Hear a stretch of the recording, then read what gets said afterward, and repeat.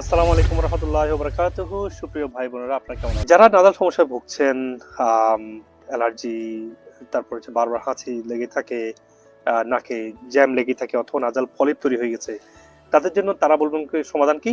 Surgery করা, তাই না? সেটা একটা যেতে পারেন।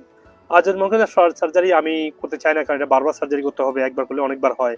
আমার আপন ভাইয়েরও হয়েছে, আমি দেখেছি অনেকেই এটা বারবার করতে হয়, বা এটা কোনো আসলে তার যে ফিলিং, তার যে পেইন, তার যে নশাস, তার যে একটা ডিজিনেস, এটা কিন্তু কখনো কমে না সার্জারি করলে। কিন্তু আপনি যদি বিকল্প ট্রিটমেন্ট চিন্তা করেন যে আপনার এটা কেন হলো, এটা হয়েছে, এটা ইনফেকশন হয়েছে, এটা ইনফেকশন হওয়া মানে আপনার পেটে ইনফেকশন আছে। আর পেটে ইনফেকশনের জন্য কি করতে হবে? ইনফেকশন প্রোটোকলটা ফলো করেন, আমার এখানে দেওয়া আছে।